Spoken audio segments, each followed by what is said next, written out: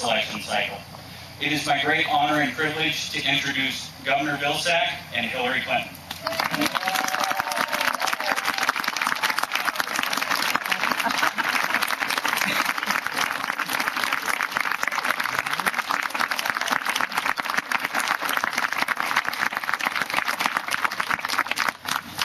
So give me one of those cards. I'll fill one out tonight, and I'll volunteer. You're doing enough. I'm really proud to be here this afternoon. This is a beautiful setting. I appreciate the Tabors giving us this opportunity. I'm not going to take a lot of time, but I do want to get very personal with you folks tonight. I want to tell you why I'm here, why I support Hillary. And I want to tell you a little bit about the friend that I know, that you may not know everything about her that you need to know. And if you know the Hillary that I know, there's no question who you'll be caucusing for in February of 2016. You know, one of the things that impressed me when she began her campaign was that she listened. So many people in politics today are happy to talk to you, but there are very few that are willing to listen to you. She traveled around the state, she listened, and she learned. And one of the great attributes that she has is her willingness to listen and learn. And what struck me was how impacted she was by the stories that she heard. The stories of those whose families had been wrecked by addiction and substance abuse and the need for mental health services. Now, the reason that is important to me is because I grew up in a family with a mom who suffered from prescription drug addiction and alcoholism. My parents separated when I was young because of that. My mom suffered, tried to commit suicide on at least one occasion in my presence. I know the pain of addiction. And I know that there needs to be help and assistance for those who want to turn their lives around. And one of the great things about Hillary is that she understands that. And she's willing to fight for the opportunity in rural areas to make sure that those services are available, so that no one has to suffer that pain unnecessarily, and everyone has the opportunity of the redemption that comes with recovery. That certainly happened in my life with my mom when she turned her life around, and it can happen in rural communities across this state and across this country with the right president. The second reason I'm here tonight is because this is a candidate who is deeply rooted in the middle class of this country. She understands the struggles of the middle class and the importance of the middle class, particularly those who live, work, and raise their families in rural communities. She understands that we are a community that disproportionately provides men and women in the military. 15% of America's population, nearly 40% of the military, because there's a strong sense of community and country. But in order for that to continue, there have to be good-paying jobs. There have to be opportunities for people to get the education that will allow them to access those good-paying jobs. And today she's traveled across the state outlining a very comprehensive and thorough plan to revitalize rural communities across the country, to make sure that there is strong support for the renewable fuel industry, to understand that there is an opportunity to extend beyond just biofuels into bio-based products, creating manufacturing jobs in small towns like Baldwin. She understands that, and she's willing to work as president for it.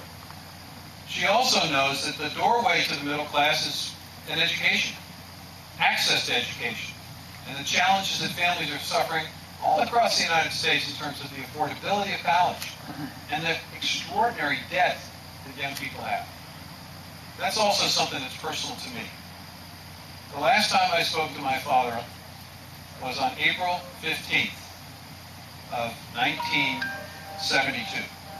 I remember that date because I was admitted to law school on that date.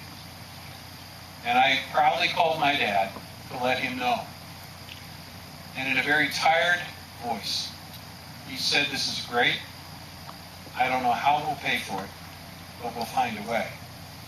The reason he said that was because he had sold everything he owned of value to provide the opportunity for me to go to college. And he wanted to help. The next day, on April 16th, he died. Social Security, veterans benefits, student loans. allowed me the opportunity to access a law degree. I want a president who understands the necessity of government being on the side of every young person who wants that education. And Hillary's compact, the new compact for college, outlines a way in which college can be more affordable, a way in which we can reduce the crushing debt that young people are incurring today so that they have a shot. I also know that no matter how great the programs are, you got to get elected. It's not easy to do. Trust me. I know a little something about that. But here's what I know about getting elected. You got to be tough and you got to be tested. And I'm here today to tell you, folks, there is no person running for president of the United States today that's as tough and as tested as Hillary. You know, she's been through the wars. She's been through all those trumped-up charges.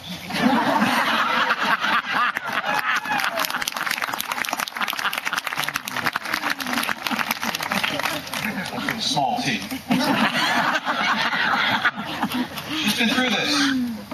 She knows how to win. She's won before. She's been involved in winning presidential campaigns. She knows how to win. And as importantly, she knows how to govern and to lead. She's inspired a generation of young women around the world with the acknowledgement that when you talk about human rights, you also are talking about women's rights. She's been a champion for children. She not only inspires, but she also delivers. I can tell you that there are 12 million children in the world today that are being fed in very poor countries because of her work, because she believed that the capacity of America to be generous enough to provide nutrition assistance to young people all over the world. She got it done. She knows how to get things done. She knows how Washington works. Last point before I turn it over to her. And I want you all to know this. One of the proudest moments of my life was being elected in 1998 as your governor. First Democratic governor in 30 years. It was not easy. And I will tell you,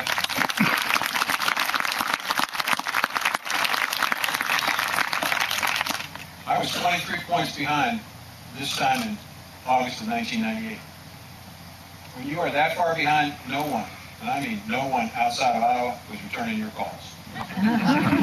Except for one person. The woman behind me.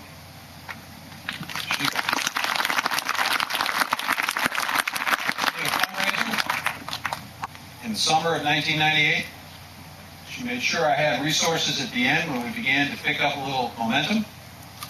And on the weekend before the election, she came out to a huge Get Out the Vote rally. She didn't have to do that. Here's why she did it. And this is what you need to know about her.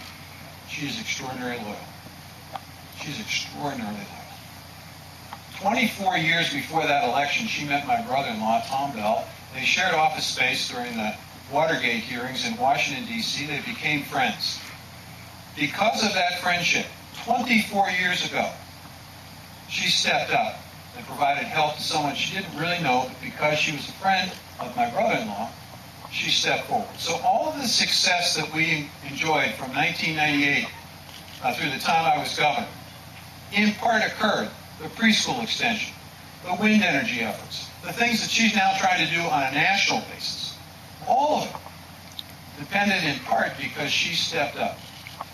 And when I got elected, I went to the White House, I sat down in the Oval Office with President Clinton. And he told me there's a valuable lesson in politics, and that is that you always want to remember those who got you where you are. You never want to forget them. You never, ever want to forget them. Because they're good, hard-working people, and they care. Folks, I'm telling you, this is really personal to me. The country needs continued progressive leadership. The country needs someone who understands the need to listen and learn, someone who inspires, someone who delivers, someone who understands how the process works, and as a party, we need somebody that can win. And the one person that fits all of those qualifications is my friend, Hillary Clinton.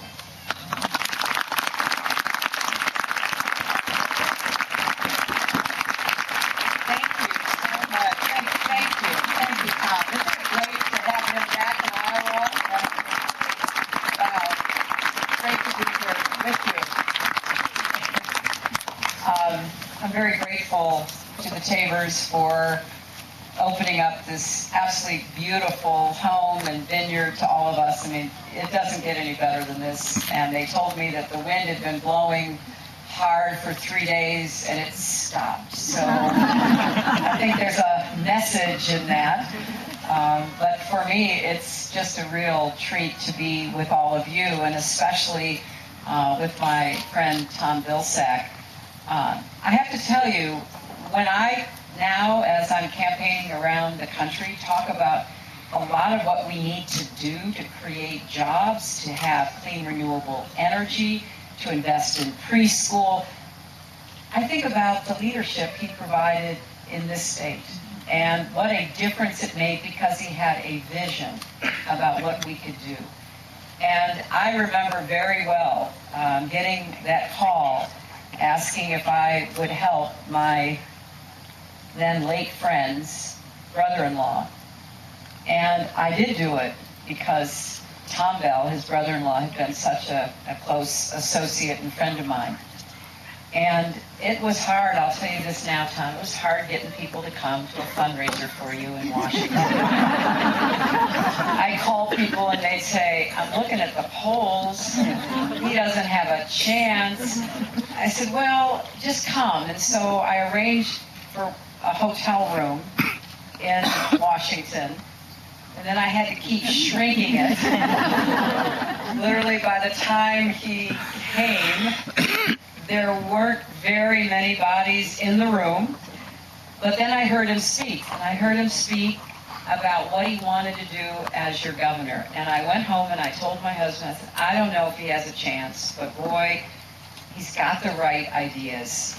He understands we got to be in the future business in America. And the rest is history. He really deserves the credit for winning that election, but it made a very big difference. I have spent today traveling around the state talking about the specifics of my agenda for rural America, particularly the economic agenda that I am promoting. And I'm doing that because, number one, I really care. We have more than 40 million Americans who live in rural areas that are so beautiful, but who need more economic opportunity, whose children need the chance to be able to stay where they grew up and in the land that they love with their families, but too often are forced to leave. And I think we've got all the ingredients. We just need to put the whole package together. So today I was talking about how I got so committed and interested in this. And it really goes to the 8 years that I served as a senator from New York. Now, how many of you have ever been to New York City? How many of you have ever been to northern New York, like the Adirondacks? A few? Well, you know how diverse and big the state is. A lot of people don't know that. And how agriculture, mostly dairy farming, fruit and vegetables, were the second or third biggest, depending on how it's calculated, source of income for the New York State economy. And when I was campaigning the first time, I went all over the state, lots of beautiful small towns and rural areas, and I heard the same thing everywhere I went. We need more economic development. We need to have the kind of opportunities here that we want for our kids. So when I was elected, I started talking about what we could do for rural New York. And I have to confess, I stole ideas from Tom Vilsack. And I began to try to talk in the Senate about the importance of not forgetting rural areas. And I had a lot of my colleagues say, well, what do you care about farming in rural areas? You represent New York. And I said, well, because we have a lot of farming and we need to pay attention to it. And they just kidded me mercilessly. And so finally one day, I went down to the floor of the Senate and I had a big poster-sized picture of a cow from New York. And I gave a whole speech about the cows who live in New York and the dairy industry and how hard the people worked and how it was a 24/7 job. And I finished, I felt pretty good. And then one of the senators from a Midwestern state that shall remain nameless, came up to me and goes, okay, so you've got one cow. Now we've all seen her picture. But I love doing, I had something that I started called New York Farm Day, because I figured maybe the way to convince everybody on the Ag Committee and everybody else that we had needs in New York was to feed them. You know, when in doubt, feed somebody, right? So we would bring all of these producers into the Capitol, and they would set up, and then all of my friends from the Senate, sometimes from the House of Representatives, Republicans and Democrats alike, they would come and they would taste all the food. And this is particularly for the Tabor family. One year, I had one of the vineyards from New York set up next to a really small ice cream maker. And some person who was having a really good time came through for about the 5th glass of, I think it was ice wine, saw the ice cream, took the wine, dumped it on the ice cream, and ate it. Then he started telling everybody, you gotta try this, put the wine on the ice cream. And so pretty soon everybody was trying it. It was Mercer Dairy, great small family ice cream place. And they came up to me afterwards, they said, you know, people really liked putting wine in the ice cream. Do you think you could help us figure out how to make wine ice cream? Well, I've never heard of it, but sure, I'll help you. So fast forward, they now export to 15 countries their various flavors of wine ice cream. And it's the kind of story I love, because you just have to keep collecting ideas. You have to keep looking for what will work. You have to try some things, not all of which will be successful, but you learn from your mistakes and you keep going. And so today, when I was talking about what I want to do for the rural economy here in Iowa and across America, the top of my list is clean renewable energy. Wind, solar, and advanced biofuels.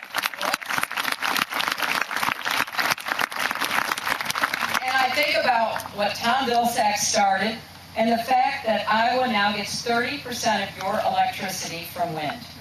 And when I travel around the country and I say we can set big goals again, you know, I grew up in a time when America had big goals. I remember when President Kennedy said we're going to send a man to the moon within the decade.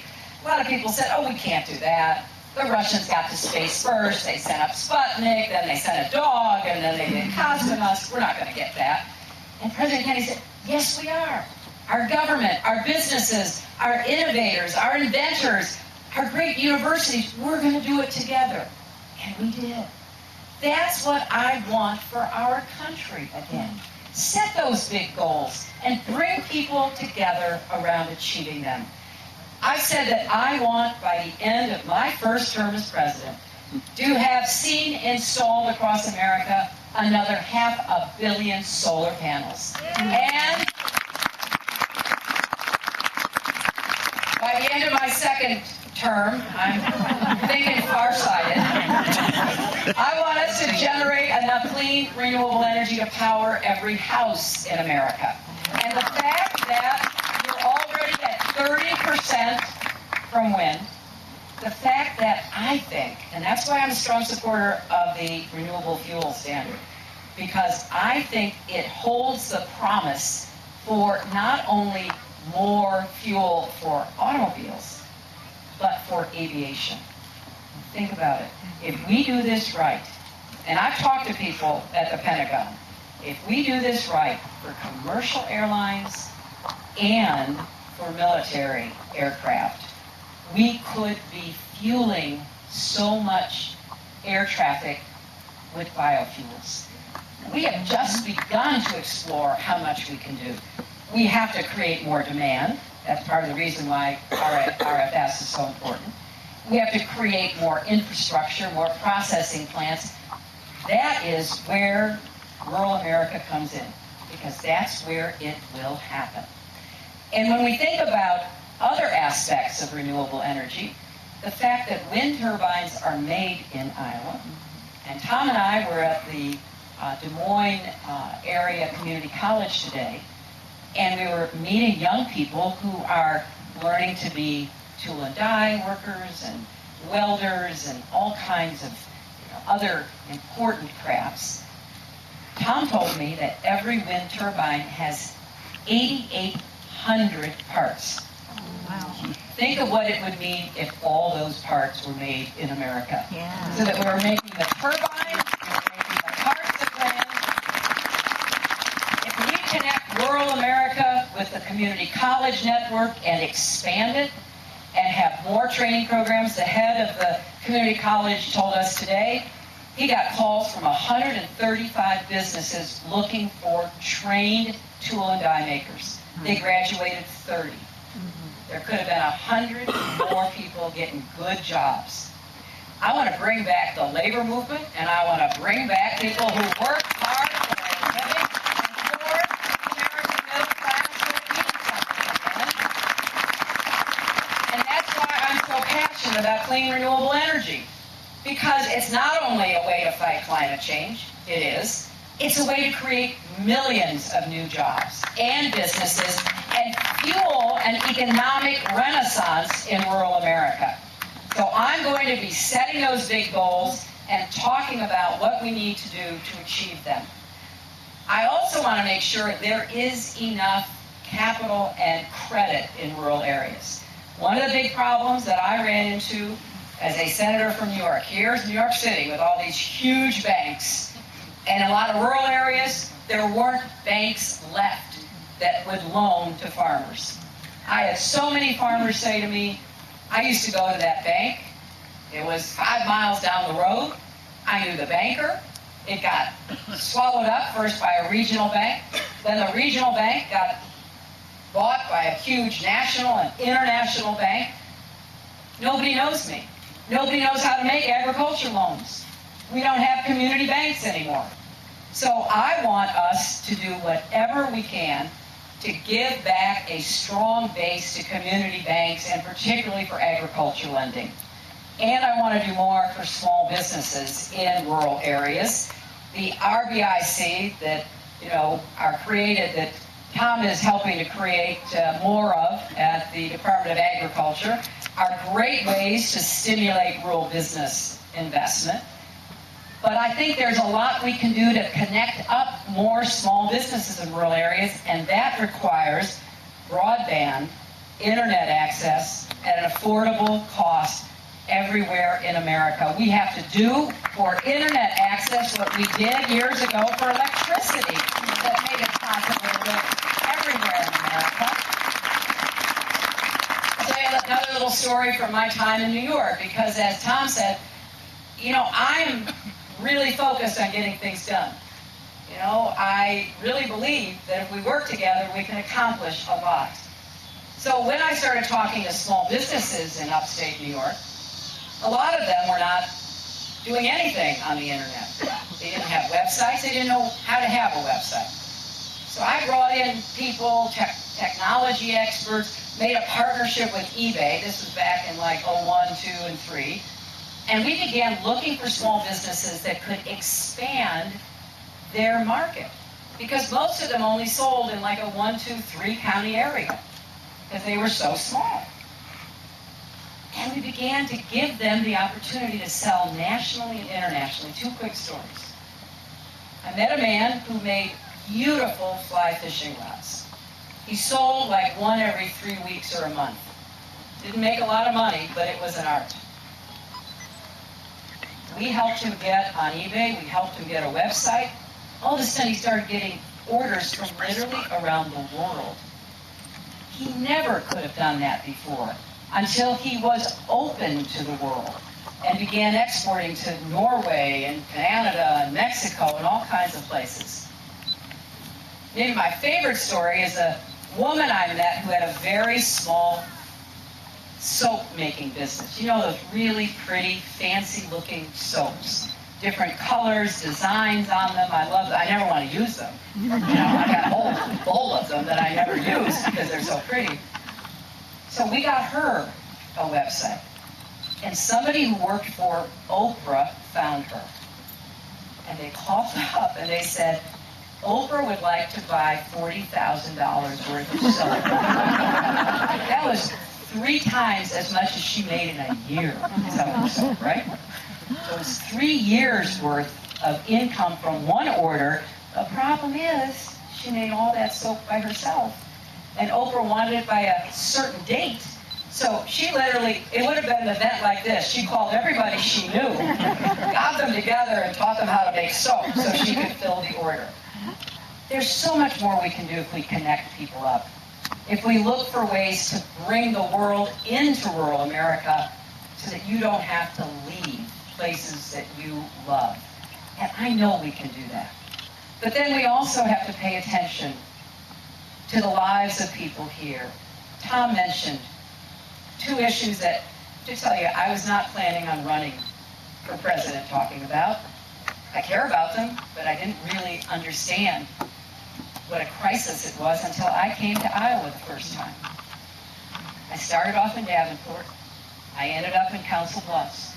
Everywhere I went, somebody mentioned either substance abuse and addiction or mental health. I left Iowa and I flew to New Hampshire. I went to a place called Keene, New Hampshire, a small town. In my very first meeting, the doctor says to me, "What are you going to do about the heroin epidemic?" Meth, pills, heroin. Then it's like when you learn a new word and you see it everywhere. And then I started looking into it. You know, in 2013, we had more deaths by overdoses than we did by car crashes in this country. And then I started meeting people, family members and young people, who said, "Look, I can't get any help." Or I tried to get help and there was nowhere to go. And so when you look at addiction and substance abuse, whether it's drugs or pills or alcohol, whatever it might be, we have to do a better job helping the many millions of people who want help, who want to do what Tom's mother finally was able to do. And I think it's important, as someone who wants to be your president, to tell you that, yeah, I want to be the president for all the big things you see in the headlines, but I also want to be the president for all of the problems that keep you awake at night, for all of the suffering that families face.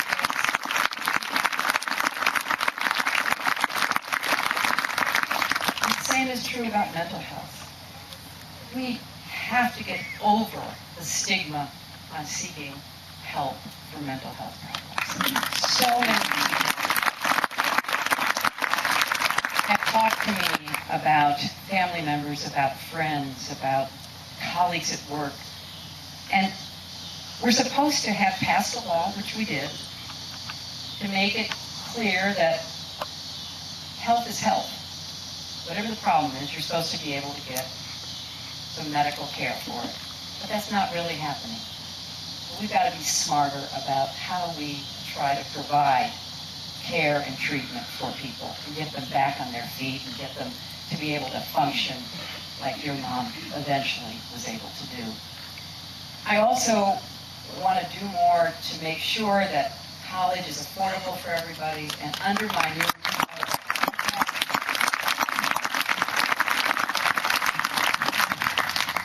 I want to help you refinance to a lower interest rate every loan you've got. 40 million Americans have student loans. And that's stopping a lot of people from getting on with their lives. I've met them. You know, young people who can't get married, who can't move out of their parents' home, who can't buy or rent their own place, who can't start a business. That's not only bad for them, it's bad for all of us. We need to get young people on the path to their own future. And we've got to remove this incredible burden that is just weighing too many people down here in Iowa and across America. I also believe strongly we've got to do more to help poor families better prepare their own children to be successful in school. And for me,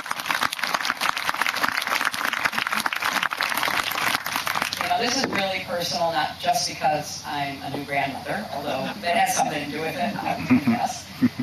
But because I now know, I studied this. You know, when I got out of law school, I didn't go work in some big law firm. I went to work for the Children's Defense Fund, which was dedicated to helping abused kids and poor kids and kids with disabilities, and it was such a wonderful experience for me. And I know what a difference it can make with giving help early to parents, particularly young mothers, so that they have a better idea what they should be doing for their own children.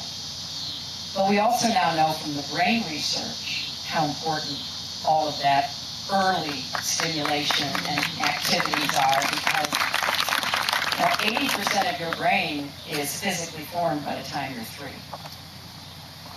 And I think a lot about my granddaughter. Bill and I get to spend a lot of time with her.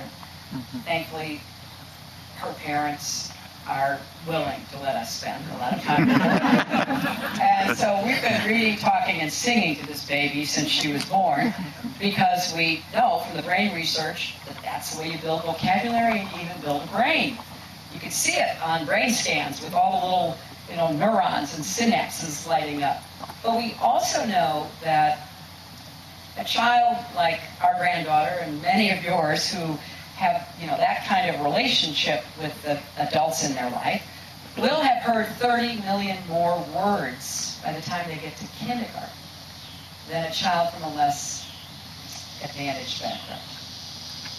And I think about little Charlotte showing up in kindergarten having heard, 30 million more words, and I think of little Charlie, who was born just as smart, just as talented, with just as much God-given potential, but doesn't have that vocabulary from that very first day in kindergarten. And I bet there are a lot of teachers and retired teachers here, and you know from the very beginning that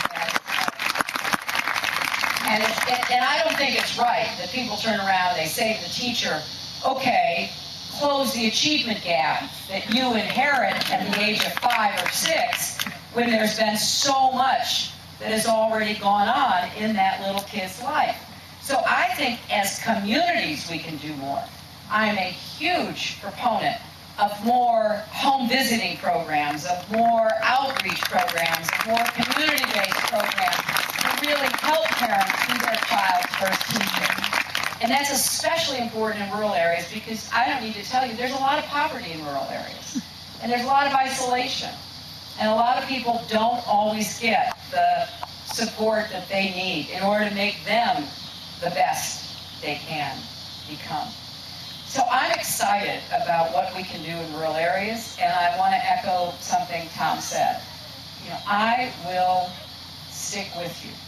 I'm called a lot of things, you may have heard from time to time. But quitter has never been one of them. And when I tell you that I will fight for you, I will fight for the middle class, I will fight for the middle America, I will. So my hope is that you will find it in your hearts to support me in the caucus. And then support me as we move toward the general election, because I really want to win Iowa, and I really want to be able to work with you and work with leaders on both sides of the aisle. I did it when I was a senator. I did it when I was Secretary of State. I believe in trying to find common ground. I really don't approve of all of this hot rhetoric and this name-calling and finger-pointing. That's not the way America is supposed to work. I will go anywhere, anytime to speak to anybody to try to find common ground. I will also stand my ground, because I think that's important. There are certain principles that you have to stand for, but there's a lot of room for honest, honorable compromise. And as a governor, Tom Vilsack had to do that all the time. I saw my husband have to figure out how to get the best possible deal that could help the most people. And he didn't always make those deals with people he liked being around. But that's neither here nor there. You got to work with who the people from the various states send to Washington. And you got to build relationships with them. And you've got to be willing to keep at it day after day. I'll tell you a quick little story. You all remember Newt Gingrich. He was Speaker of the House and Bill was president. Honest to goodness. I mean, not a day went by that he wasn't on TV saying something really terrible about my husband. And then around 9 o'clock at night, he'd show up at the White House. He'd come in the private entrance. He'd go up the elevator to the second floor where the president and the family lives. And then he and my husband would spend a couple of hours trying to hammer out what they could do. And at the end of Bill's 2 terms, the longest peacetime expansion in history, 23 million new jobs, people's income rising from the bottom and the middle, not just the top. So